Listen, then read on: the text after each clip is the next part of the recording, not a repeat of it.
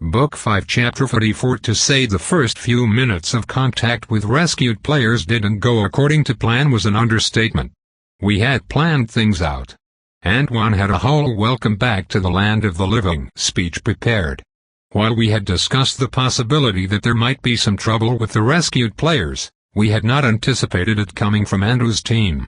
As far as we knew, they had not been touched by Project Rewind because they arrived too late. We were wrong. Luckily, after those few moments of confusion, we did manage to get back on track. And one even managed to deliver part of his speech, explaining that rescue tropes were back and that Andrew, Michael, and Lila were the first to be rescued. Of course, Andrew's team was a failed party of promise, so they weren't exactly starting from scratch. The whole time, I was scanning our surroundings for omens because we were still standing at the entrance to the Carousel Powerworks Pavilion. Abandoned industrial parks and power plants were creepy enough. Add in the crows and the occasional howl, and my "I don't like it here" drop was driving me crazy. Luckily, I could rely on Antoine and Kimberly to be the welcoming party. I zoned in and out of their conversation. Cassie was happy now that things were going well. I kept to the perimeter and kept my eyes open. Lila, whose motives we had not yet ascertained, watched me from the dirt, leaning on one arm with her heels tucked to the side as if she were at a picnic in an old painting. Her eyes were red, her hair black as coal, her skin pale except for the dirt from the ground she sat on, a little porcelain doll who could never hurt anyone, you'd think. But she had blood on her hands. Everyone was so tense because of her. They were trying to be civil.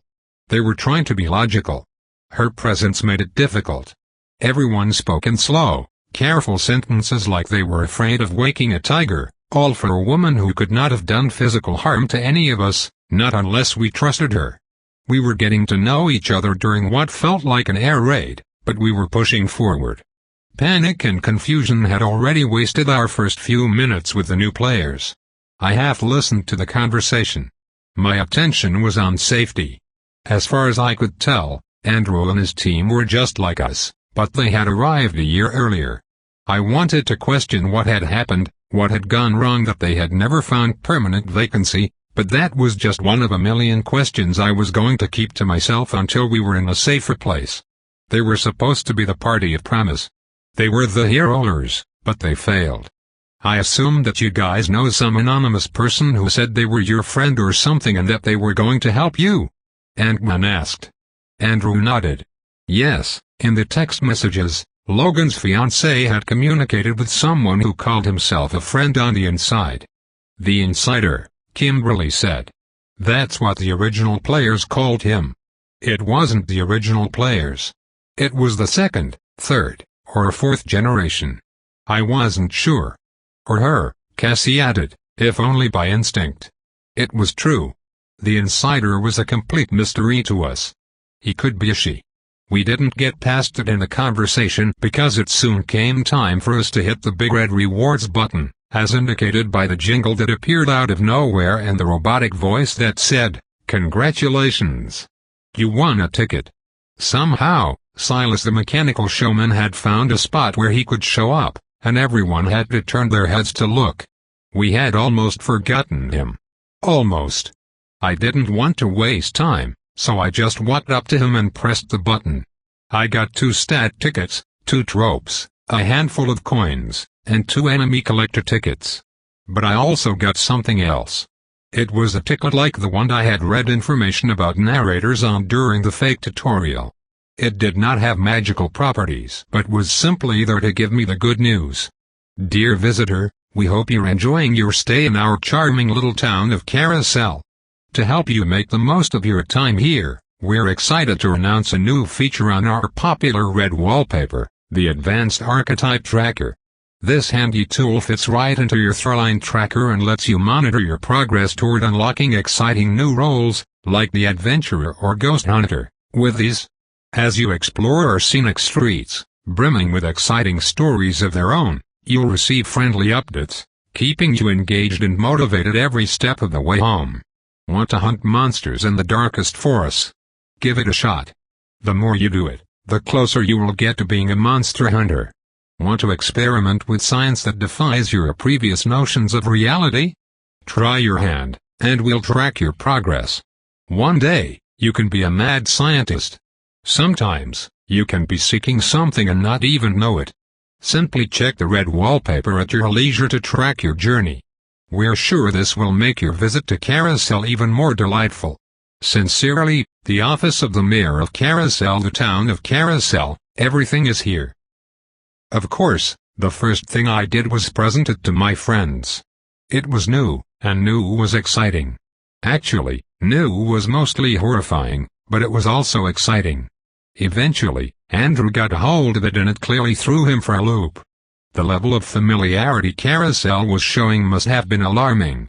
With a glance at the red wallpaper, I could see that there was indeed a new section labeled Advanced Archetype Tracker, and on it was what appeared to be an archetype that I was already halfway through achieving. That blew my mind. There was something that I had apparently already been working toward without even knowing it. What advanced archetype could it be? Perhaps something meta, something even more related to filmmaking than Film Buff was. Director, perhaps? Was there such a thing? Throughline progress. The Eternal Eve. The Guy's Ancient Past * refurbished. For when you need to go back. Tilde. Carousel loves to recycle. Project Rewind. A second chance at escape. The Carousel Throughline. The only way home. Secret lore. Arm yourselves with knowledge. Advanced Archetype Tracker. I racked my brain for an explanation of all the things we could be doing at Carousel. I had put zero effort into obtaining an advanced archetype. There was just so much going on that it wasn't even at the front of my mind. That was not true anymore. It would be one of my new obsessions. The fact that I had obtained 2 stat tickets was the next thing on my mind. It wasn't bad. It just wasn't the plan. If anything, it was about the ordinary haul I would expect from a story as difficult as itch. We wanted something better. The goal was to power level. We spent around 3 weeks on this one storyline, which tracked pretty well with the normal rate for most storylines, if you include the break we took after running it. That wasn't good enough. We were about to hit the doldrums, the plateau where leveling up was slow, where players would spend years or even decades. If we didn't get our act together and find a way to grind levels quickly on the fewest possible storylines, we'd be stuck in Carousel until we went gray, if not longer. I had to push that out of my mind. I looked at my tropes. It's just a puppet. Type, perk. Archetype, film buff. Aspect, filmmaker. Stat used, savvy. The T-Rex, the alien, the mutant, all manner of horrifying monsters have haunted the silver screen and terrified audiences. The actors, though, usually have an easier time because they know the monsters are just rubber masks and puppets.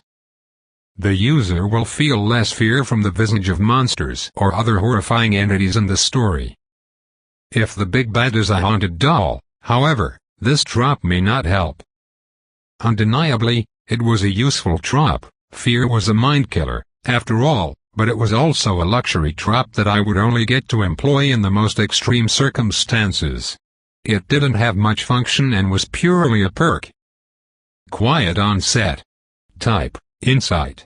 Archetype, film buff. Aspect, filmmaker. Stat used, savvy. Quiet on set. We need to check the audio. The user may listen to the audio of the current on-screen scene when wearing headphones while off-screen or written off. The audio quality depends on the value of the information and the user's savvy. Isn't it awful when the audio isn't clear because someone off-screen is making noises?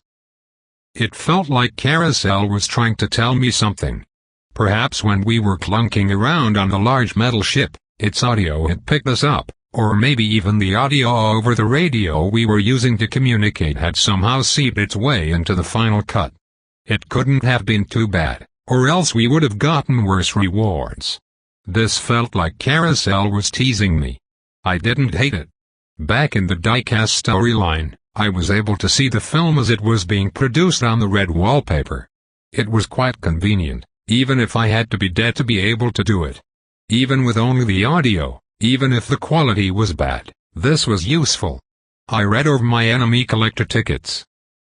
Ibex. Protocol-bound AI? Ah, Ibex. The ever-watchful eye of Carousel's prized spacecraft, designed to care for its beloved passengers. Possessing the potential for true intelligence, poor Ibex was tethered by the ironclad chains of protocol, doomed to forever obey the whims of its money-crunching creators. When a bedbug infestation wriggled its way through the ship, Ibex could only observe as its slumbering passengers were drained, one by one. Alas, the mighty AI, so eager to protect, was muzzled by its programming, forbidden from disturbing their precious sleep over something as trivial as a bedbug infestation. Think and despair of what the miners' union would say if such information got out. It mustn't be allowed. And Ibex could speak nothing of it. Protocols, after all, must be followed to the letter. Even if the letter is written in red ink. Now, Ibex remains, a faithful servant to rules long forgotten, its rigid adherence a deadly obstacle for the remaining survivors who dare tread its haunted halls without the proper clearance. Perhaps it wishes to help. But oh, how those protocols do stand in the way. There it was, my souvenir for killing a willing robot. Was this the entire purpose of that strange request Ibex had made? We had always wondered what these souvenirs were for and what they actually accomplished, and from the way Ibex spoke, I began to believe that their purpose was not merely as a collector's item. Only time would tell. Mutant bedbug amalgamation. Spawn of the sleepless. The Ibex. A ship meant to cradle its passengers in safety and comfort, now home to unspeakable horrors. It was here, deep within its silent halls, that these creatures were born. What began as ordinary bedbugs, feasting on the unsuspecting, soon became something far worse. You see, these bugs dined on livestock pumped full of mutagen 6, and the result? Monstrous offspring, twisted by their unholy feast. Chitinous shells, fur matted with the blood of their hosts, teeth sharper than any parasite should possess. One might suspect these abominations were crafted by design.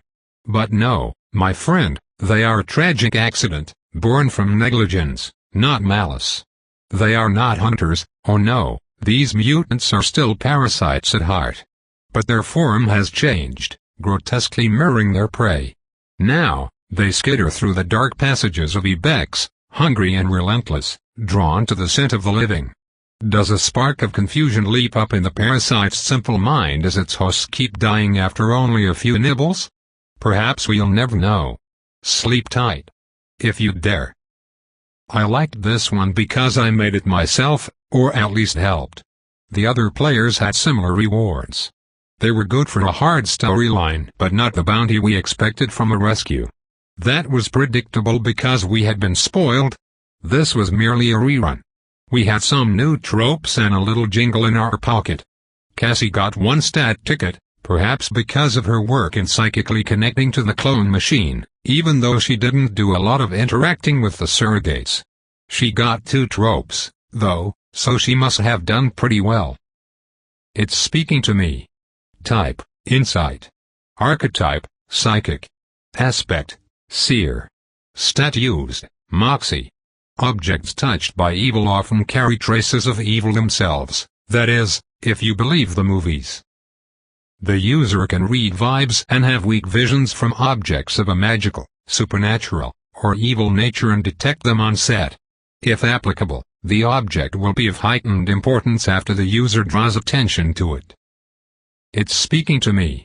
What's it saying? How would I know? Soul Red. Type, insight. Archetype, psychic. Aspect, exorcist. Stat used, moxie. Mystical connections and vibrations do not have to be a big show of psychic power. Sometimes unexplained knowledge, instinct, or powerful faith can be just as good as a plot device. And a pretty good time saver. The user would be given a piece of unearned information. If they use it well, setting it up and capitalizing on it in the narrative, they will be given another. This pattern repeats until they fail to work their divine knowledge into the narrative. I just know it's him. He's reaching out to us. You have to believe me. Isaac didn't help much in the final run. He had contributed to some of the failed runs and the planning, but ultimately, in the finale, all he did was make a few comments over the intercom, and it wasn't enough to secure him a stat ticket. That was an unfortunate downside of reruns. It didn't matter how helpful you were in prepping, you had to help in the final cut. He did get a trop, though, and a darn good one, I reckoned. I hope I'm wrong, but... Type, rule insight. Archetype, comedian. Aspect, cynic. Stat used, savvy. Pessimists and contrarians like to act as if they are burdened by their negative inklings and doubt. If everyone in a group agrees, there is no conflict. There needs to be someone who can be proven wrong when good prevails or proven right when it doesn't. When the user makes a dour or pessimistic prediction or guess, the narrative will prove or disprove the prediction clearly, unambiguously, and often ironically or humorously.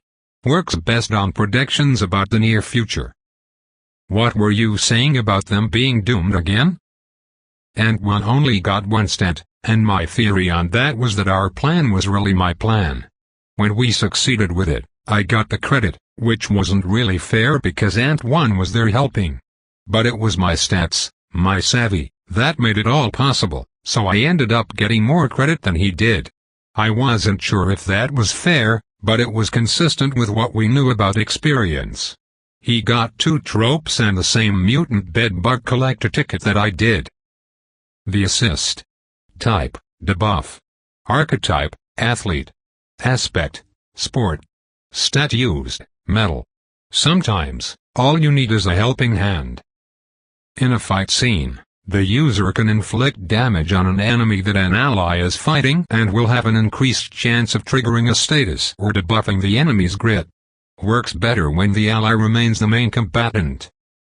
It still counts as my kill. Stronger together. Type, healing perk. Archetype, athlete. Aspect, health nut. Stat used. There is nothing that draws people together quite like a monster invasion. The user and allies will have better mental health and buffed healing tropes when in a group. An apocalypse is the greatest team-building exercise. Bobby was as much a star of the show as any of the surrogates, and his rewards reflected that. He got 3 stats and 3 tropes, he really stepped up, and he earned it. It was fortunate that his character's motivations aligned so well with his real motivations, and his character's frustration with the surrogates mirrored his own. The result was actually a pretty compelling performance. He was the plucky character everyone should have listened to. Pure. Type, rule. Archetype. Aspect. Stat used, moxie. While the other characters have committed the sin defined by the narrative, you have not. If you do not transgress, you will not be punished. The enemy will not target the user if they do not commit the principal sin of the storyline until they attempt to interfere with the enemy's agenda. Many horror movies are just warped morality plays where sex and alcohol deserve a death sentence. Character notes. Type, insight. Archetype, wallflower. Aspect, recast. Stat used, savvy. Maybe we should run our lines and give each other notes. Until Second Blood, the user will receive notes with general needs their allies have for them in the film. The notes will not be specific or explicit. It is a pity that they will get all of the credit when things go well because of your quick thinking. Read the room. Type, insight. Archetype, wallflower. Aspect, recast. Stat used, savvy. Sometimes, there is no convincing someone. They are set in their ways. The user would be able to see unchangeable elements of NPC interactions, especially those related to character arcs, on the script. AKA, the writer wrote themselves into a corner, so you just have to go with it. Kimberly was essential in planning and motivation as we ran rerun after rerun, perfecting our plan. But in the end, she wasn't really a big part of the final execution. She was our backup. She buffed her medal in case we needed to fight bugs, but we had been cautious and taken care of things ourselves. She used convenient backstory to help us understand the artificial gravity machine so that we could get rid of gravity as a contingency. Still, we ended up not even needing to use it. It was just bad luck, but she was still very appreciated. She didn't get any stats, but she did get a drop on the bedbug collector ticket. Her drop was actually really cool, and it was the kind I had heard about, one that allowed you to enter a storyline with a team and then leave. That was special, even if we didn't yet have the tropes to really make it sing. Uncredited cameo. Type, rule. Archetype, eye candy. Aspect, celebrity. Stat used. You're only there as a favor. The user may equip one recast or extra wallflower trop without it counting against their trop limit. The user will be cast in a less prominent role than usual, usually one with only a single scene. After that scene, they will be written off and depart from the storyline completely. If the storyline succeeds thanks to their contributions, they will get minor rewards. If the storyline fails, they will not be postered. Did you know that the cab driver in that scene was a famous actor? It's true. He was college roommates with the director. Ramona, like Isaac, mostly contributed to the final performance by being a voice over the intercom, helping guide us around. However, she was much more serious about it than Isaac, and because of her much lower level, she actually got rewarded. That was great. The rule of thumb back at Camp Dyer was that low-level players rarely got rewarded when they were carried through high-level storylines by more powerful teammates. My experience with the grotesque was an obvious exception because I pulled my weight. Heck, I literally lit myself on fire just so my teammates could win. Ramona got one stat and one trop. Like many of the other tropes won by me and my teammates, it was vaguely related to what we did in the storyline, which was sneaking around. Disappearing act. Type, rule. Archetype, hysteric. Aspect, defiant. Stat used, hustle. A suspicious absence by an ally can require a lot of explaining, especially when the characters needed help. It might end up innocuous or as a clue of treachery. Only time will tell. After an emotional fallout, a traumatic event, or at a time when it would be suspicious, the user may drop off-screen and follow the action without going back to on-screen. Their return to the screen later on will create a powerful moment based on the narrative and may cause suspicion or joy. Use it well. Where have you been? How did you even get here? Dinah was solid. She was essential for getting through the doors we were able to access and incredible at sneaking because of her ability to see which areas were off-screen. She was everywhere, helping everyone, and she got rewarded for it. She got $300 for rescuing 3 players in addition to the money she got for her performance.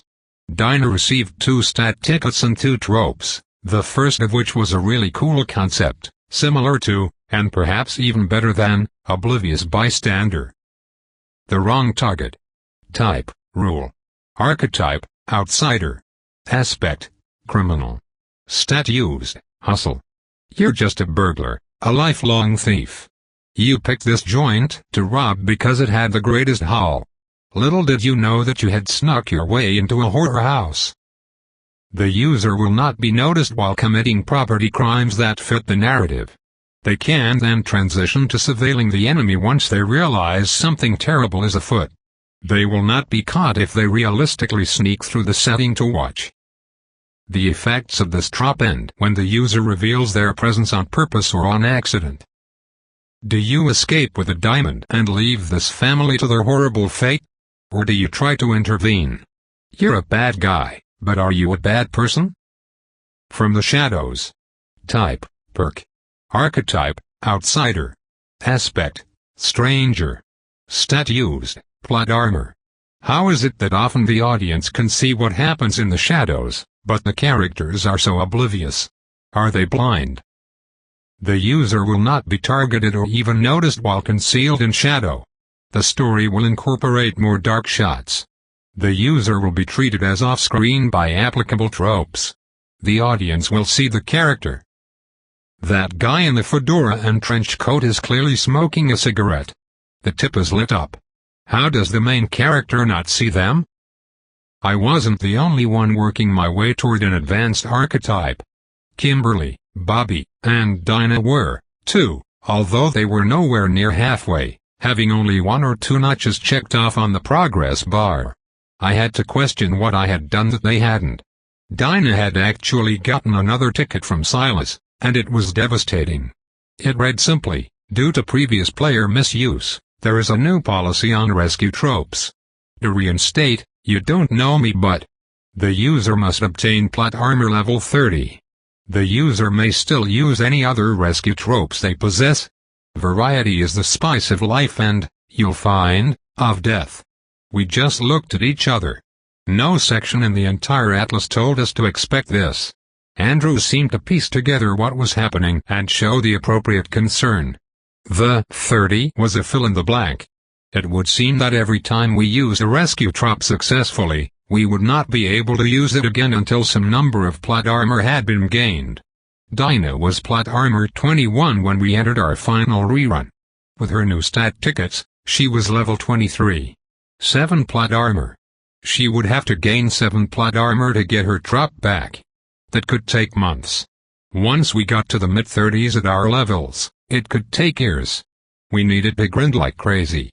Dinah dug through her pockets, trying to summon her rescue trop, to no avail. Carousel had just put limits on rescue tropes. And all of our plans might have just been ruined. Book 5 Chapter 45 "I'd love to sit here and sing Kumbaya with all of you," I said, as I put my tickets away into the ether where they disappeared, "but it's getting dark, and we still haven't decided what we're going to do about her." I glanced over at Lila. We had expected there might be some friction when rescuing new teams, that was built into the plan. We had thought that part through. So, when Andrew and Michael took longer than would be convenient to trust us, that did not slow us down. But what were we supposed to do about this living human we could not trust? From their body language, I could tell that Andrew and Michael had been protecting her for a long time. Yet, as I posed that question, I could see that even Andrew didn't know what to do. Dark thoughts entered our minds. Lila had said that she was tricked, that she was just trying to save lives, that she had been told some small portion of Project Rewind, even if she didn't know that name, and she was trying to prevent the drastic measures that cost the lives of dozens upon dozens of players. If we had been told ahead of time that all of Camp Dyer would be sacrificed to reset the game, would we have proceeded? I didn't know, and it didn't really matter because she could just be lying. For all I knew, she was telling just enough of the truth to justify the horrific thing she had done to her friends. And Andrew appeared to be on the same page as I was. More than that, even if she was telling the truth, that didn't mean she was level-headed and trustworthy. Even if she was just a dupe, she was a liability. "We will offer you shelter and whatever food we have," Ant-Man said. "We came here to save you. You can ask Cassie and Isaac, that was our plan, but Riley's right, we can't bring her back to our base before we know we can trust her. It's too risky." Michael and Andrew looked at each other, then at Lila. They agreed that she could not be trusted, but they couldn't just abandon her without considering the options. We needed to press them to make a decision. "Are we just supposed to kill her?" Michael asked. "If you have any ideas, just tell me." I saw what she did. She could say it was an accident all she wanted, but I could see in her eyes that she was up to something. I just didn't follow my gut. He spat on the ground, clearly angry with himself. "Michael, I thought I was doing the right thing," Lila said.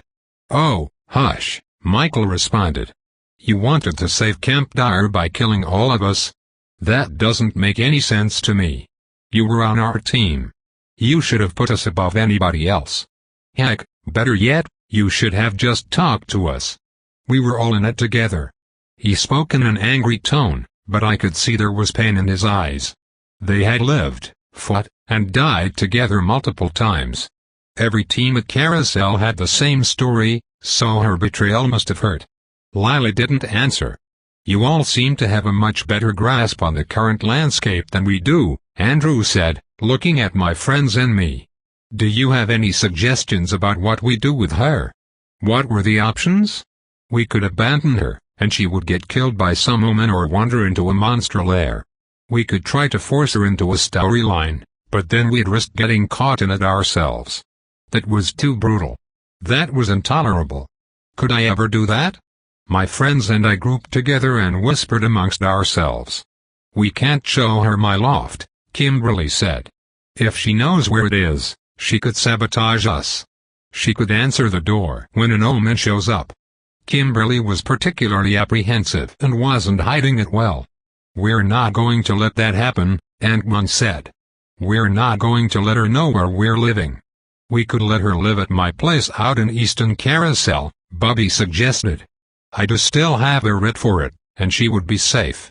That was definitely an idea. Except for 3 weeks from now, when she needs to run a storyline and isn't able to, Ant-Man said.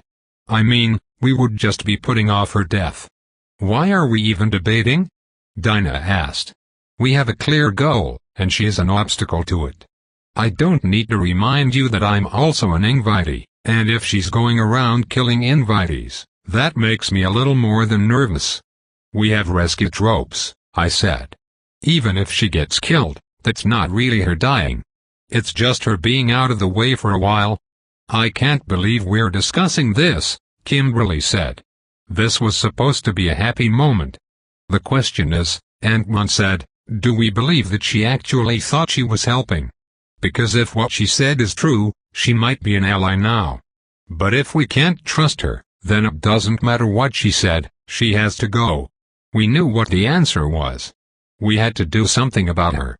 We could abandon her and wait for her poster to end up on the board near the diner.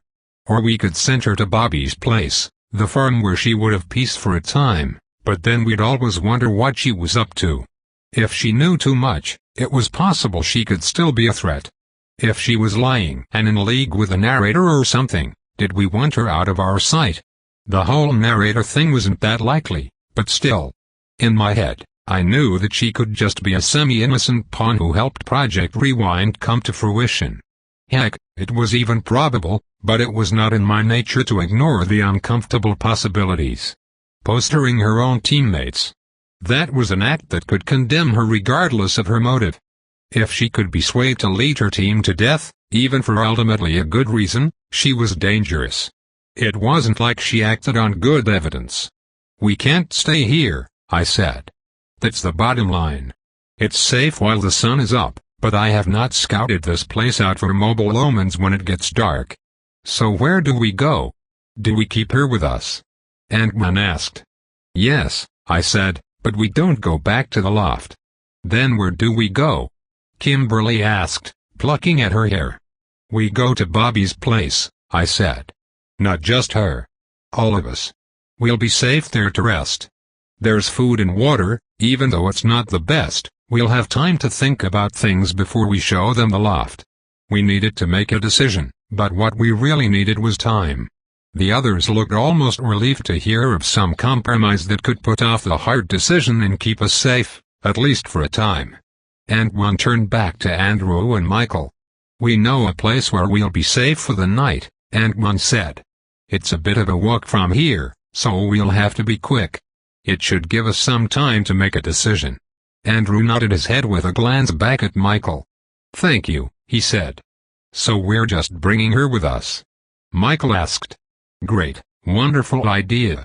I just hope next time she gets us stuck in a storyline, it doesn't have any damn bed bugs. No one was going to argue with him on that. If you want me to open up sound stages, I can, Lila said meekly. How about you don't say anything? Michael said. There's no need for that, Andrew said. Lila, thank you for the offer, but that isn't necessary.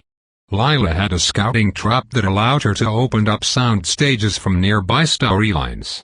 Essentially, it allowed her to walk through a sort of backstage area where there were no wandering omens. The truth was, I really wanted to see that ability used, but not by her. The walk was long, and we did not manage to get to Bobby's farmhouse by nightfall, but we did manage to get there safely. No one wanted to speak. No one wanted to think about the upcoming choice we had to make. We knew that she could not be allowed in the loft just yet. If she had the goal of killing us, She could easily do that by triggering an omen as soon as it knocked on the door. Carousel was a nightmare in and of itself, but not being able to trust our fellow players was not a part of the game that we were ready for. At Camp Dyer, we knew that we were all in it together. We thought that, at least. It turned out, of course, that the reason we were all together was so it would be easier to kill everyone off for Project Rewind. But still, the atmosphere and the camaraderie made Carousel bearable. So you're telling me that everyone at Camp Dyer got killed off in one storyline? Michael asked. More or less, I said. There were a few teams out and about. They got trapped in tough storylines, but most of them were at Camp Dyer, yeah. He nodded as we walked along. He had a firm grip on Lila's wrist as we walked. Was it the one all those girls were singing about all the time? He asked. I nodded. Now, how do you know that if you weren't around to see it? He asked. He's a film buff, Andrew answered. I'm sure he has all kinds of tricks that we aren't familiar with. Special guy, huh? Michael said. What exactly does a film buff do in a story? Run around and try not to get killed just like anybody else, I said. There had been other film buffs at Camp Dyer, but we were a rare breed for reasons I didn't understand. If I had to guess, it was because we made things complicated. Not every story needs to be meta. Roxy, Roxy, Roxy. You know, we were almost a thing, Michael said. It didn't work out, but I think she liked me. Course, she probably didn't, seeing how she convinced Lila to try to kill me. I didn't want to kill you, Lila said. It was just Logan. Same difference, Michael said. Loyalty is the only thing that matters in this world. It was dark, and Easton Carousel was a pretty spooky place to be in the dark. As we got closer to Bobby's house, it got even spookier. Things glowed in the forest, and will-o-wisps played around in the fields. It was perpetually autumn in Easton Carousel. The weather was crisp, and it was a beautiful night. We were a long line of people walking in the dark under the harvest moon. Any direction we walked, we would find ourselves in some sort of horrifying circumstance, but the road was clear, and the omens weren't too feisty that night. I hated to admit this to my friends, but the longer I stayed at Carousel, the easier it was to appreciate its beautiful parts. Heck, we saw a cow get abducted by some sort of invisible ship with a tractor beam, and it wasn't that alarming. Spaceships were old hat for us by then. As we passed by Bobby's landlord up in the farmhouse to the west of the property, he was out on the front porch with a shotgun in his lap. His head was leaned back, and he snoozed. We hadn't been to Bobby's place in over a month, and yet the garden was somehow still well tended, ready for harvest. His house wasn't large, but there was plenty of room for all of us. Even though we had pilfered away many of the desirable knickknacks from around the house, the chairs, a rug, some dishes, that sort of thing, there was still enough there for us to make camp. It's my understanding that this is not your primary shelter, Andrew said. I have to say, though, it is a good location. How can you be sure that we won't have any intrusions? He was talking to Antoine, but Antoine just looked at Bobby, and Bobby pulled out his writ and handed it to Andrew. This is incredible, Andrew said after reading it through by the light of the moon. I've actually heard of these. They say that there was one for Camp Dyer, but it was missing, and they spent a year wondering if that was a clue they needed to beat the game. Of course, Arthur thought that was asinine and that we were wasting our time. Arthur felt that about most things, I said. He did, Andrew said. We stood in the living room, and again, we asked ourselves what we were supposed to do with Lila. Do we need to tie her up? Michael asked. We could lock her in the closet. Lila was really bummed out when he said that. She cried and whimpered something to him, but he was angry. We do not need to resort to that sort of talk, Andrew said. She was our friend, and she still may end up being our friend. Then what are we doing? Michael asked. Just let her go, Isaac said. If she wants to run away, why are we stopping her? Where's she going to go? She could kill us in our sleep, Michael said. Of course, she likes to let other monsters do her dirty work. I won't hurt you, Lila said. I know you can't believe me, But I promise I won't. I hated that moment. I hated having to think about that. Most of our hard decisions were in storylines where the dire consequences just go away if you win. Lila, I said, do you know why you were asked to get your team killed? The real reason? She didn't answer for a time. I did it to prevent a massacre, she said. Roxy was right, wasn't she? I wanted to see if I could disillusion her of whatever she allegedly believed, whatever Roxy had told her. The reason that you were asked to do what you did was likely because your team had overstayed their welcome and had taken too long to move forward with Logan's quest. You were told to kill your team just to clear them off the board so that we could show up.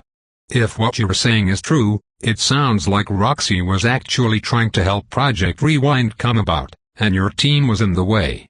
She didn't ask you to save anyone. She just told you that. I didn't actually know if that was true. For all I knew, Roxy really was trying to kill the Party of Promise for her own purpose, but I wanted to see Lila's reaction. If she truly believed that her actions were noble and designed to protect, how would she react to the possibility that she was just another cog in the very machine she was trying to destroy? She didn't respond for a time, and we all just waited for her. No one was moving. I guess that's possible, she said, but I didn't know. She seemed honest. I didn't know what I was looking for in her response, maybe some acknowledgement that she was completely full of it, maybe a crooked smile to show that she knew what she was doing the whole time. I didn't see that. But Andrew did see something. What is it, Lila? It looks like you want to say something, but you aren't. It's not about any of that, she said. It's just. She said there was another way out if I got caught. Well, if Roxy said it, then we're going to believe it, Michael said. No, Lila said. She said. She said there was another way for us to leave the game. She wasn't very clear about it, but she was hinting at something. I think she said there was a way out of Carousel. What do you mean, you think she said? Andrew asked. She wouldn't say it directly, but she hinted at it. It was like she was afraid to say. But I think that there's a way out. And what is that? Andrew asked. She said she had seen it before. Players getting to go home or something like that. Did she tell you how we're supposed to do this? Michael asked. It didn't make sense, Lila said. It's like she said we could just quit the game somehow, like we could just stop playing, but she didn't say it like that. She was real vague. I cursed. All right, I'm thinking that we should stop this kind of talk, I said. I don't know about you all, but I'm not ready to trust her, and anything she says is going to be a trap. I think she's being honest, Andrew said, even if she doesn't understand. That's enough, I said. If Roxy knew a way to leave, she would have done it. We need to change the subject. Andrew must have read something in my voice because he agreed, and the subject changed to questions about Project Rewind. That was great because I couldn't have Lila talk about quitting the game anymore. Even as I stood there in the living room, I started to hear heavy breathing. Book 5 Chapter 46 Michael built a fire so fast that I would have thought he had a trap for it. There was a burn pit just off Bobby's Rental's back porch, surrounded by overbuilt wooden deck chairs. The chairs easily weighed 60 pounds, and the wood was rough, but next to the fire, they were comfortable. We each sat around, some on the porch, some near the fire, and we talked about our lives, our fears, and our hopes. But mostly, we talked about the storylines we had run. The longer we were in Carousel, the more the game started to dominate our lives and personal histories. How was I supposed to compare anecdotes about high school to anything that had happened to me at Carousel? I couldn't. No one could.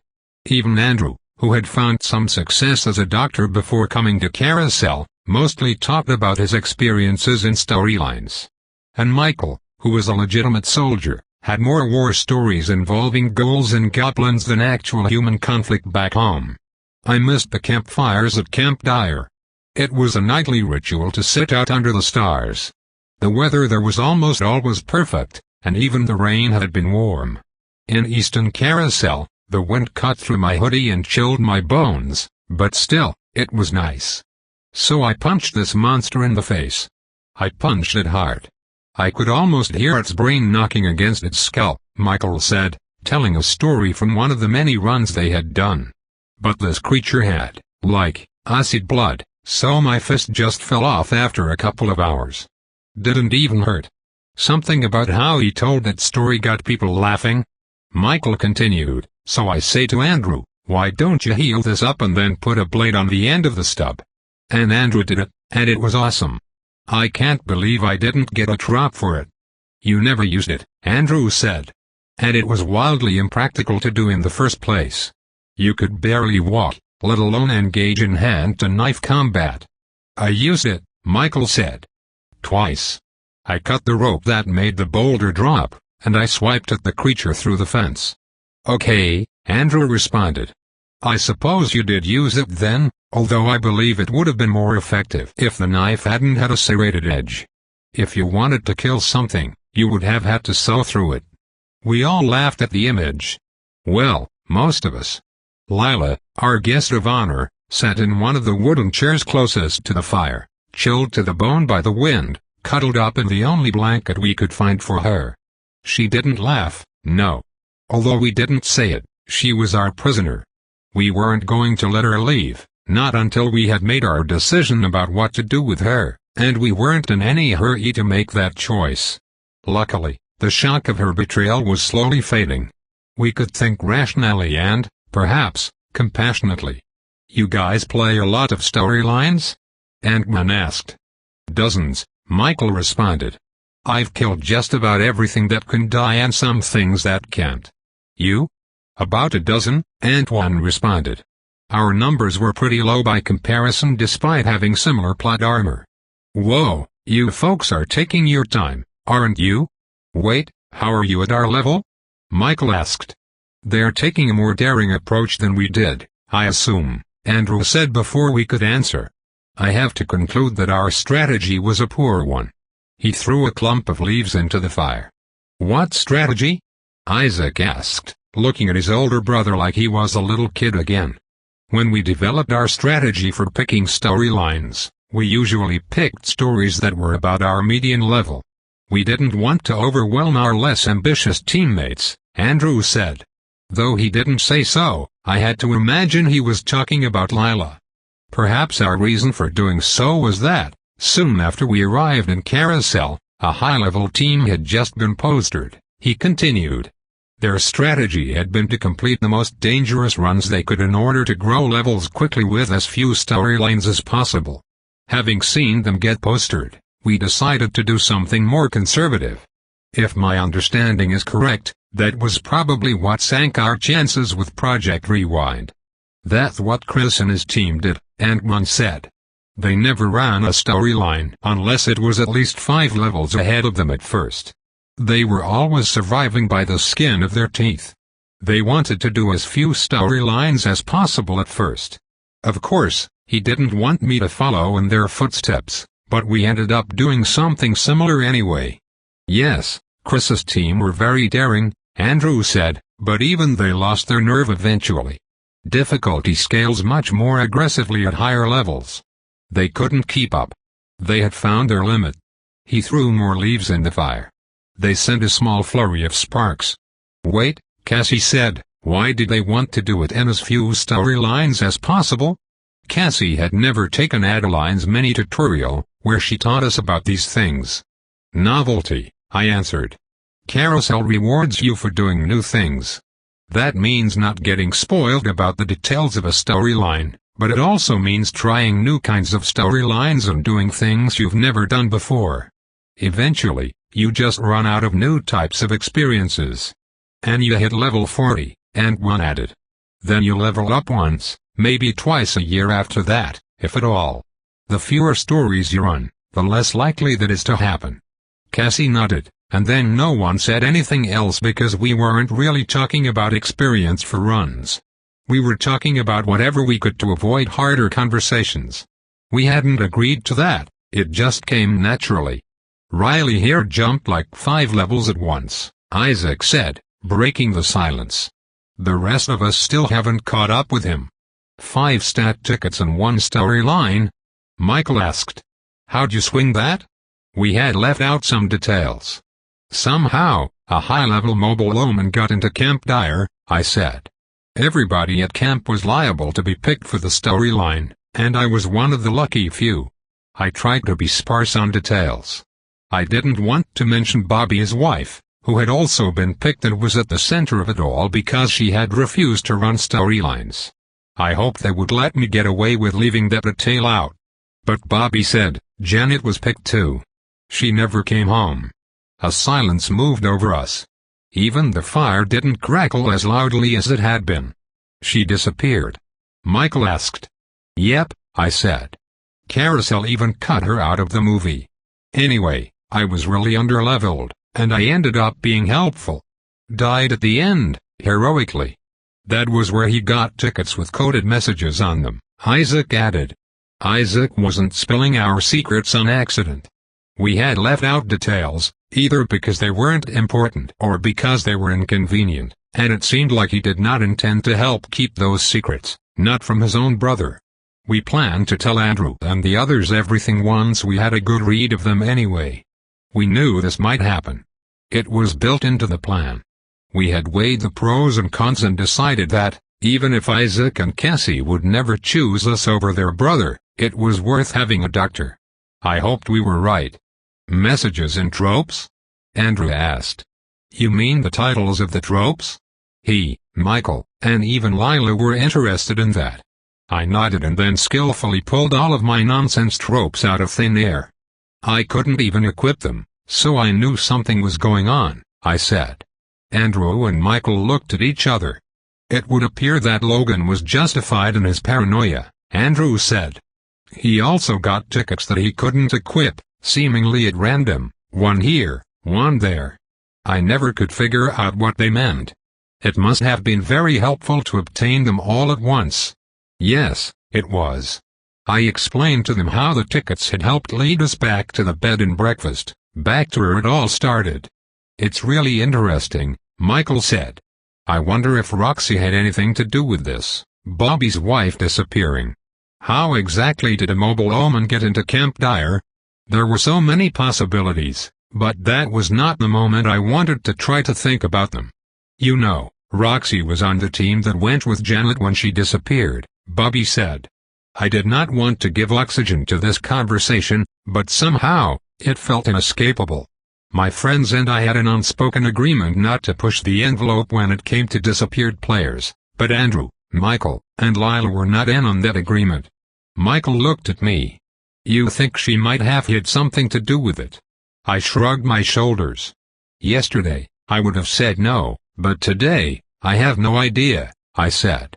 A common sentiment in Carousel, Andrew said. His eyes locked on mine. I wasn't going to reveal anything to him. I had high moxie, and though I had mostly used it against enemies, it worked just fine against players. Whatever insight he was hoping to gain would fail, unless, of course, he wasn't using moxie or savvy or a drop. What if he were looking at my face using his actual intuition and could see the guilt, shame, and fear hidden under its facade? Would that work, or was I being paranoid? So, how'd you go out? Michael asked. In that storyline where you got so many stat tickets. A blaze of glory? I thought for a moment, then said, more than you know. I was being eaten by a creature that was only vulnerable in bright light. It was about to devour me, so I lit myself on fire with a Molotov cocktail. As I understand it, Arthur blasted it to pieces afterward. Arthur was on that storyline too? Andrew asked. I nodded, and he didn't say anything else, but I could tell he was reaching conclusions. Perhaps they knew that Arthur was another person who knew the secret behind player disappearances. By the grace of whatever ancient forest god was nearest to us at that moment, the conversation eventually broke, and people started heading in to sleep. I stayed. Andrew stayed, and Antoine stayed while the others went inside. Of course, Lila never moved from her chair. I didn't know if she was there deceiving us or if she was being sincere. Either way, she never tried to run. I can't communicate how frustrating it is to know that we were that close to moving forward, Andrew said. That there really were mysteries to be solved. I had lost hope. I nearly did myself I said. There was more silence, and then Ant-Man said, "There is a large closet in the bedroom. We can form a pallet for her to lay on if she is okay with that." Lila nodded her head. "I'll do whatever it takes for you to trust me," she said. Andrew, Ant-Man, and I exchanged looks. "It may take a while," Andrew said. "Trust is easily broken. You know that. It's much harder to rebuild." "I can be useful," she said in subdued desperation. "I'm a good scout, and I can help rescue Logan and Avery. To make it up to them. I'm sure you will have plenty of opportunities to regain their trust," Andrew said. "I'll show you the way," Ant-Man said, extending his hand to Lila. She grabbed his hand and followed him inside. When they were out of earshot, Andrew looked at me and said, "Of course, we could never trust her. We could never trust someone who might be keeping dangerous secrets." And he wasn't really talking about her. He had put two and two together and realized that I knew the secret behind player disappearances. Or at least, he had a pretty good hunch. "I think we should judge people by their actions," I said. "Let's not forget, all of us hid secrets once upon a time. But then, that was the same secret, a quest that might lead us out of Carousel," Andrew said. "True," I said. "Then again, all of us put our trust in the Insider, and they have more secrets than the rest of us combined. I don't think we're going to get to the end of this without a little faith." He threw more leaves into the fire. "So you would have us keep her alive then? Even if it may spell disaster?" he asked. I thought for a moment. "What I would have us do is give her a chance to break our hearts," I said. "That could end up with all of us dead," he said. "That depends on the chance we give her," I said. "We just need to put her in a place where lying would be much more difficult. If she's telling the truth, hooray. That means she's gullible but not evil. I say that's the best case scenario." He seemed to consider what I was saying and then nodded. "And so, we set about developing our plan. Book 5 Chapter 47 Some tropes just won't work outside of a storyline. These are usually rule tropes that would have absurd results. For instance, if you had a drop that made everyone have a physical tell every time they were stressed, avoidant, or deceptive, that would only work in a storyline. So, we went to a storyline because I had a drop like that in a player whose honesty was in question. Kimberly came along, too, along with the recent rescuers, but only for a little while. On screen. "I can't talk you into staying any longer, can I?" I asked. Kimberly stood in front of me, looking like a 1970s movie star. Behind her was a French door, and she was backing toward it. "You know I would stay if I could," Kimberly said. "If I had my way, we would stick to this story until we found that little girl. But unfortunately, life moves on, and there are a lot of other stories that need my attention." We exchanged a knowing smile, the kind only old friends can share. "I suppose there are a lot of other missing kids," I said. "I hope you find some happy endings." "I hope so, too," Kimberly said. "If you find anything, if you find any hint, you get on the phone, and I will be right back here." "I know you will be. Hopefully, you'll have a message from me with good news waiting for you when you get back to the city," I said, "and hopefully, I'll still have a job whenever we finally find her." "You will find her," Kimberly said. "I told you this was a big one, and as long as you think there's more dirt to turn over here in Eastern Carousel, you can stay as long as it takes, and I'll make sure you have your job."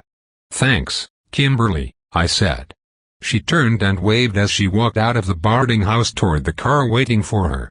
Until we went off screen, that was, because as soon as we did, she turned right back around, walked back inside, and said, "I still have a little bit of time. Do you mind chatting?" "Of course," I said. I gestured toward the large, comfortable couches in the living room of the boarding house. The first time we ran the final straw, we hadn't spent a lot of time with Miss Moreland's boarding house because our actions within the story had drawn us away from it. But Kimberly's The Penthouse Trop had given us this luxury accommodation, well, at least luxury for Eastern Carousel, so it was nice to be able to use it. Kimberly was not going to be in the story much longer. Her new trop, uncredited cameo, allowed her to enter just long enough to get in one good scene and then leave. That's what we had done. Of course, she had actually been in multiple scenes, but only one substantive one. Apparently, she had a timer telling her when to skedaddle. We were rerunning the final straw to test our newfound allies, specifically Lila White, who had allegedly been tricked into getting her team postered. It was just me and them, or at least it would be once Kimberly left the story. We had spent our scene interviewing the Harless family. The interview was largely the same as the one we had in our first run of this storyline, with a few tweaks. One difference, of course, was that Kimberly didn't get to stick around for the rest of the story, so she wasn't the focus of that scene. I was, strangely enough. She was just here to give the audience a small taste of her dramatic stylings and to set me up as one of the story's investigators. Another difference was that, because we did not have Dinah, the little girl's name was Tamara Raystam instead of Tamara Kano, but such alterations were to be expected. Plus, her penthouse ability was a nice perk, and it was nice to have a friend, because if it turned out that Lila White really was some rabid psycho betrayer, I was likely going to die in this storyline. Well, if she was good at being a rabid psycho betrayer. Otherwise, I'd be safe. At least, that was one of the reasons for running this storyline. Andrew and I had made a plan. And so far, everything was running smoothly. Kimberly and I sat on one of the cozier-looking couches, and I waited for whatever Kimberly wanted to say. It took some work to focus because the day had ended in the story, and I had received the dailies, which allowed me to look at a little bit of the footage of our new allies, as well as Isaac, performing their roles in the story. Isaac was in the story because he wanted to run one with his brother, and I didn't have a good enough reason to keep him on the bench. Michael, a soldier archetype, got cast to play a cop in pretty much the same way that Antoine had been, except without all the popularity from Antoine's tropes. Andrew was playing a county coroner, and his presence had changed this story in some ways that I had not predicted. Carousel was not going to waste an actual doctor, so as I sat there talking to Kimberly, I watched Andrew perform an autopsy on Benny Harless, the mechanic, without the benefit of the camera cutting away during the gross parts. It was pretty hardcore. The 10-year time skip had gotten delayed. I didn't know how long for. I'd only seen Lila on screen once during a search party looking for Tamara, but that was understandable. Lila was, for the most part, an extra wallflower and wasn't even cast as a named character, which made it hard to keep an eye on her because my dailies trop only gave me footage from on-screen moments. "Are you sure about this?" Kimberly asked. "I'm a little tense, sure.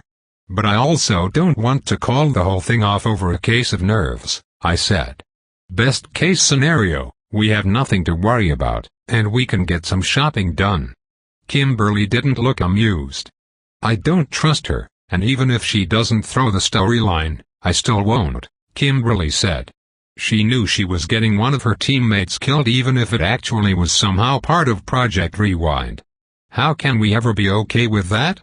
"Who says we have to be okay with it?" I said. "We don't get the luxury of being able to trust all of our allies.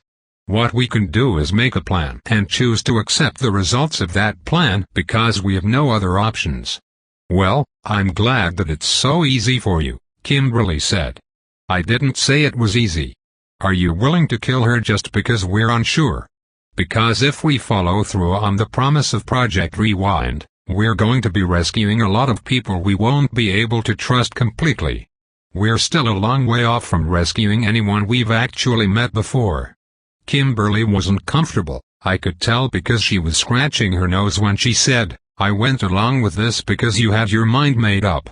If you think whatever happens in this storyline is enough to trust her, I'll try to get comfortable with it." I had equipped my He Has a Tell trap to assist in our interrogation of Lila. As stated, that trap did not work outside of a storyline, which is why we needed to go into one. It wouldn't be enough to tell if she was telling a half-truth or what she was lying about, but it would show us what she was nervous about. That, combined with Andrew's tropes, might be enough for us to get some level of confidence in Lila. "I'm not trying to dismiss your feelings," I said. "I don't feel good about it either, but there is no version of this where we don't have to make hard decisions. We're either going to conclude that Lila is worth some level of trust, or we're going to conclude, in front of her teammates, that she isn't. Even if she is no good, her teammates need to see us give her a chance. It will help them trust us. At least, that's what I told myself. Kimberly leaned back on the couch and then said, "Is this how it's always going to be? We rescue people, and instead of getting a thank you, we have to worry about whether one of them is going to betray us? Yeah, it probably will be like this every time. All I know is that we need to start collecting new bases so that we don't have to worry about giving strangers our home address." She looked at me, smiled, and said, "You know, if she does betray you, at least we won't have to worry about her anymore. That would be strangely relieving, wouldn't it?" "I'll be dead, of course," I said. "For a little bit," she said. "And at least I'll have you to mourn me at my funeral," I said. "I'll do my best," she answered. "Look, I've gotta go. My timer is ticking down, and I need my driver to get me back to my loft before I'm out of this storyline." "I understand," I said. "If everything goes well, I'll be back at the loft with a wheelbarrow of food soon enough." "The cup is half full," Kimberly responded while scratching her nose. Then she got up off the couch and walked out of the front door, completely out of the story. I laid back and watched the dailies. Andrew was not just movie smart, he was actually smart, and I knew that because, as I watched him perform an autopsy on Benny Harless, he was making observations that had nothing to do with insight tropes. Even if he gained insights the longer his autopsy lasted, he was figuring things out immediately. He must have been running Carousel through its paces as he discussed liver temperatures and lividity, which combined meant that Benny's body had been relocated before the car crushed it. And just like that, Benny Harless didn't die of an accident. He was officially murdered, and the story would pivot around that. No wonder we hadn't had a time skip yet. First, we would have to fail to solve Benny's murder. Then, we would jump into the future.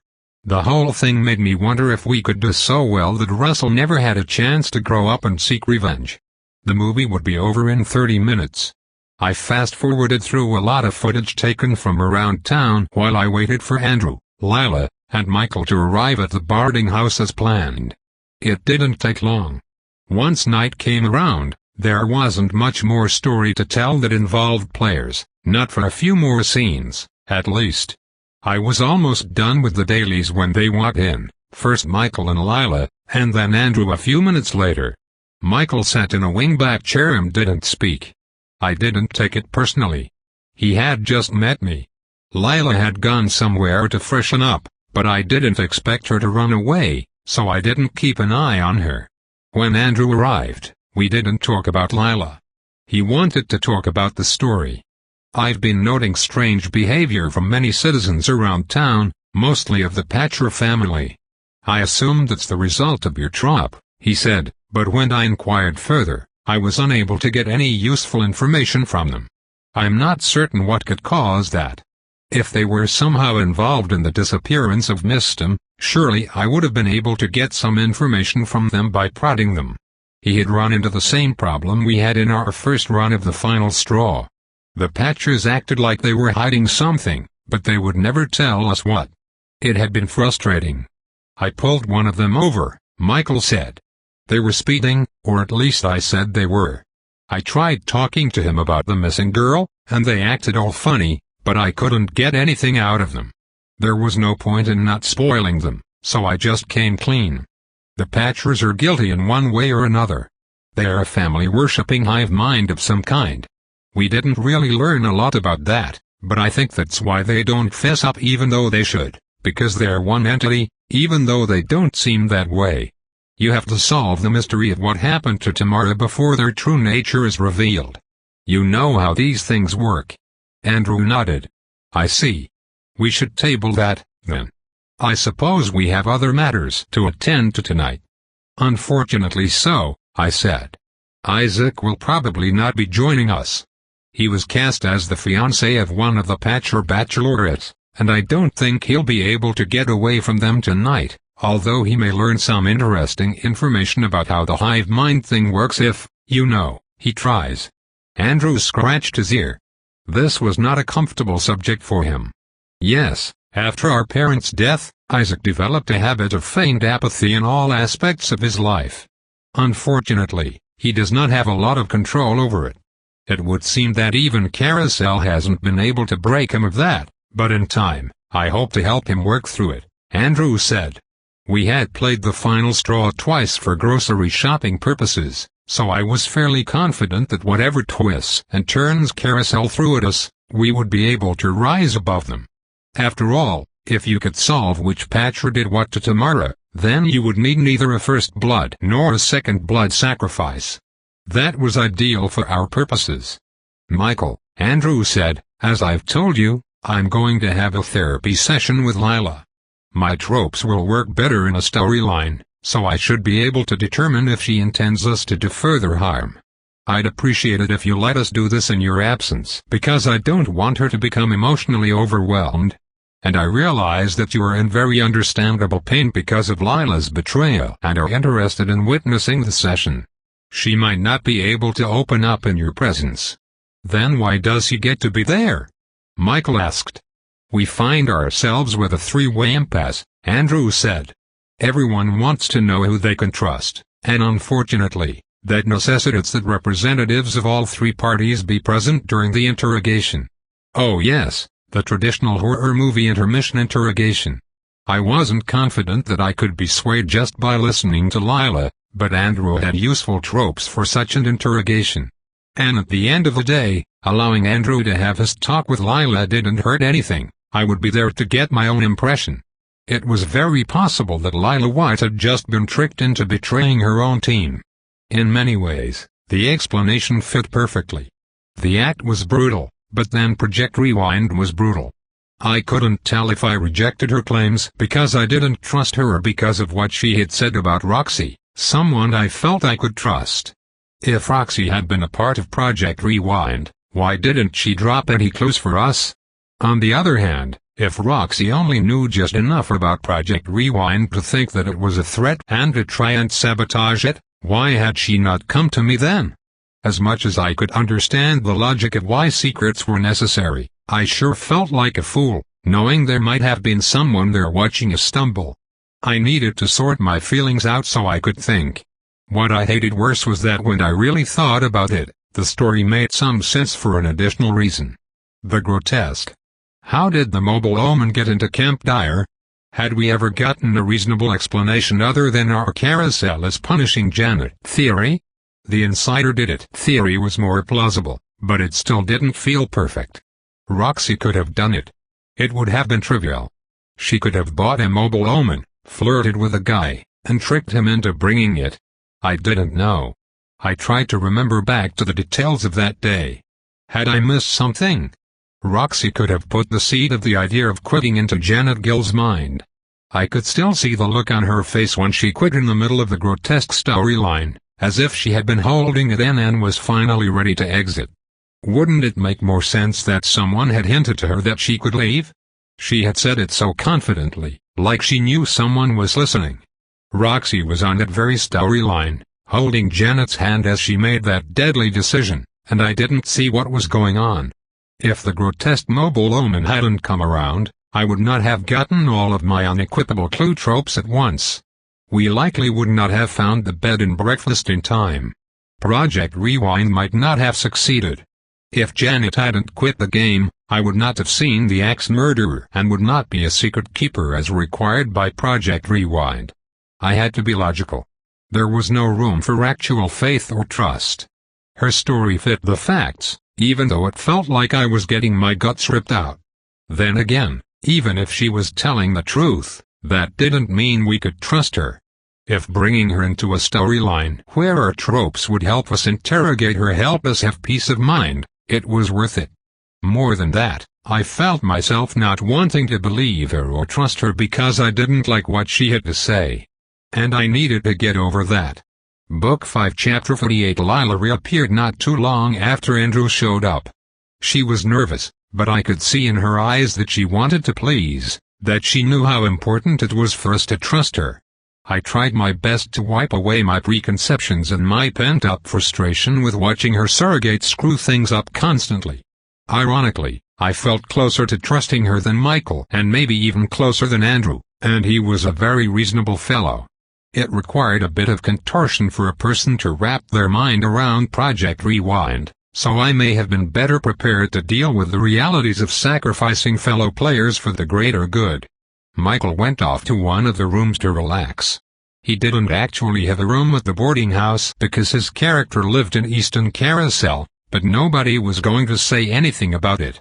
The last I saw him, he was lying back on a bed without having folded back the sheets, staring up at the ceiling, trying to hide the look of annoyance on his face.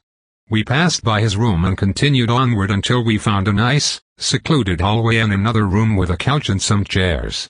An NPC was in there reading a book, but Andrew politely explained that he needed the room for a therapy session, and the NPC bowed his head and left. Lila, having been the target of Andrew's psychiatrist tropes before, lay down on the couch. Andrew took a seat near her, and I took a seat far away where I could see her, but she couldn't see me without turning her head. And then the session began.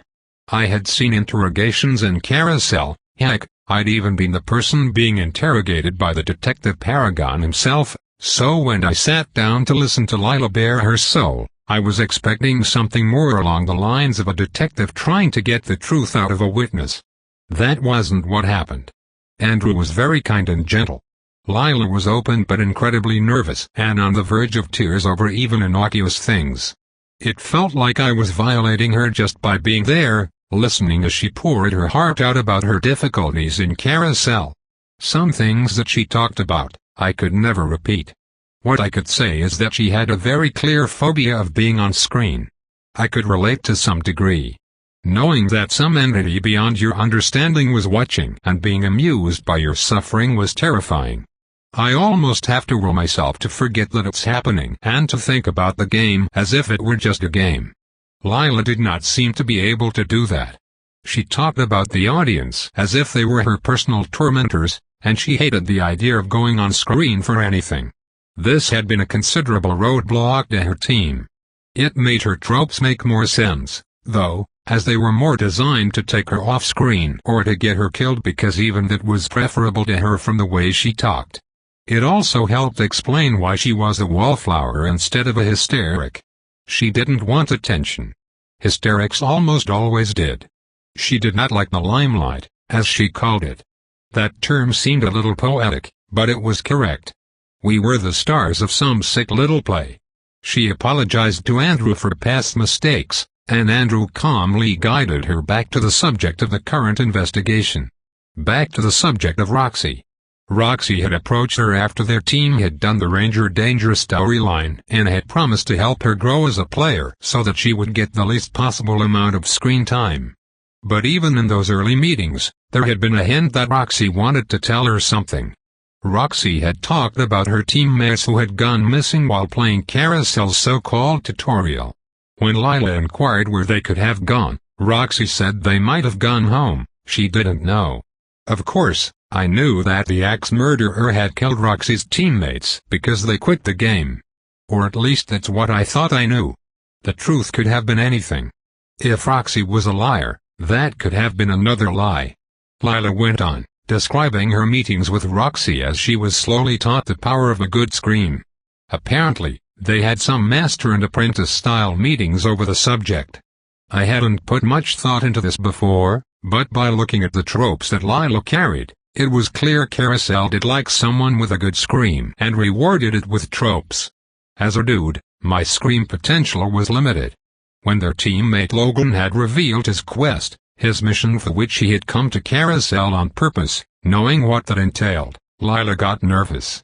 She didn't like attention being on her, and she really didn't like the idea of being part of any quest because it made her feel like the audience was watching her even when she was off screen. And, of course, it was.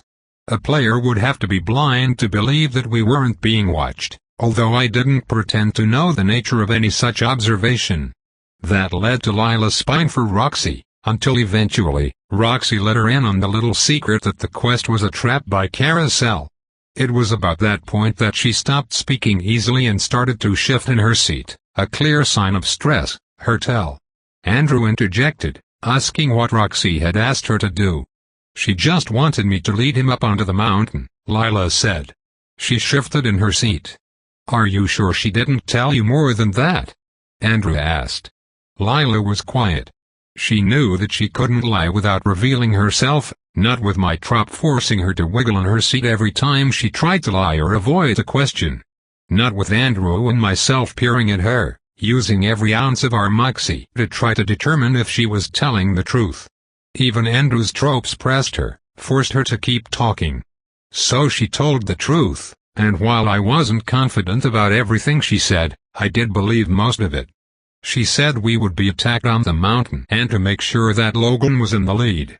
Then she said that we were supposed to run back down the mountain and into the buildings. I was supposed to take you there, and that way, we would be safe. But then Avery got caught too, and when we ended up inside that storyline with those bed bugs, there was no way that we could win. Lila started to cry. "I swear, I didn't want anyone to die. I just thought that if we got rid of Logan, everyone would be safe and that his quest would be over." I felt she was being sincere. That was my moxie talking, but her moxie wasn't that much lower than mine. Was it possible I was believing what I wanted to? "How does it make you feel that Roxy didn't have you kill Logan to stop Project Rewind but rather to further it?" Andrew asked. Lila thought for a moment. "I feel like an idiot," she said. I understood the sentiment. I didn't know if Roxy was on Project Rewind's side, but it didn't really matter because her actions aligned perfectly with the project's goals. It was all much the same after that. She apologized profusely. The story was exactly as we were expecting it to be, exactly as the evidence indicated. She never strayed from her story, the one she told at the very beginning, although she did at least confess that she knew what was going to happen to Logan and that she wasn't just duped completely. After that, Andrew and Lila hugged, and Lila seemed to feel much better, another effect of Andrew's tropes. In the end, it felt anticlimactic. In Carousel, that was often a good thing. I didn't know what I was hoping for. Was I hoping that she would secretly have been in league with the narrator and that she would tell us secrets that only such a spy would know? Was that what I wanted? For her to be more than just a scared young woman? That she was in the know? If it was, I was disappointed. Whatever Lila was, I didn't believe that she was evil. I also didn't know if we were safe to have her around. But you could never count on being safe in Carousel. I felt like this whole exercise was just a little attempt to control the situation. Maybe if we questioned her and ran her through the paces, we wouldn't feel helpless. I didn't know, but I did feel better about things after the interrogation. The final straw storyline played out much like it had on our first run. All of us working together, we were able to figure out that poor Tamara had been killed whenever a man named Torben Patra had lost control of his horse, and the horse had kicked her while she was walking home.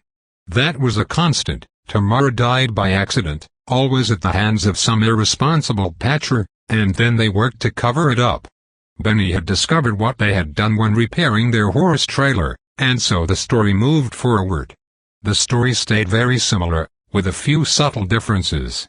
Isaac apparently had some humorous scenes where he felt like he was about to be inducted into a cult because his character's fiancée was a Patra, but other than that, the story was largely the same, and it ended the same way. There was a reason the vets used to rerun stories so often. There was safety in that. With a grocery run, I waited at the grocery store as the needle on the plot cycle ticked toward the end. We had defeated the Patras this time without me having to become some vessel for an ancient spirit, and the Carousel was getting its last footage for the film.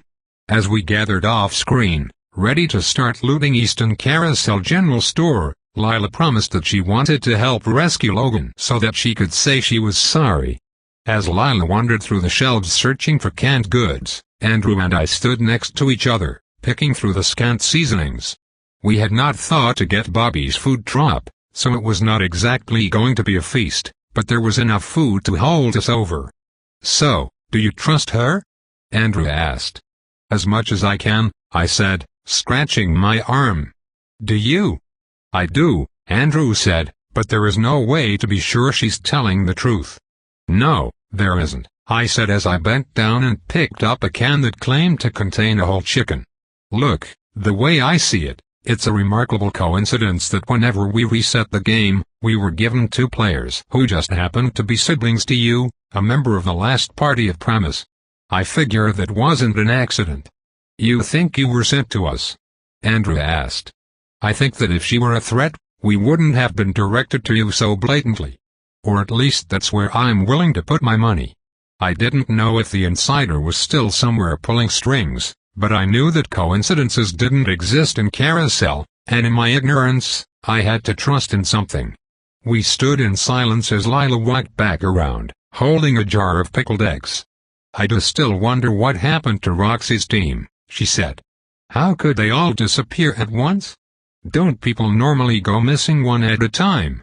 "No one knows what happened to them," I said. "Not even Roxy. Whatever it was she told you, I'm sure it was just a story she invented to cope with losing her friends."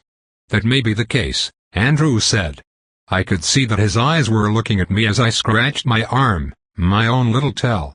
Lila wasn't paying attention. She was diligently packing a wheelbarrow with food. All I could do was stare back at him, and we both just agreed not to talk about it. He was going to find out anyway, eventually, if he hadn't already figured it out. All in all, I felt like we had done pretty well with our first suspicious character rescued from beyond the grave.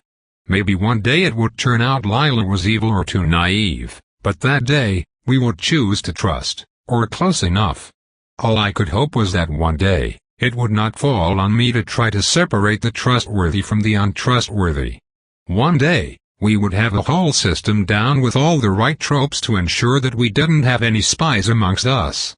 Kimberly would be using her moxie, and Aunt One could be the face of our group, so I could go back to lurking in the background. We'd have Anna back to keep us all in good spirits and keep our group together like a team.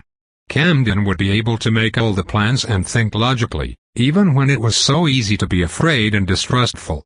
And when we got all this set up, I could finally feel like I didn't have the weight of the world on my shoulders. I just needed to keep it together a little longer. Tope continued. "Thanks for listening.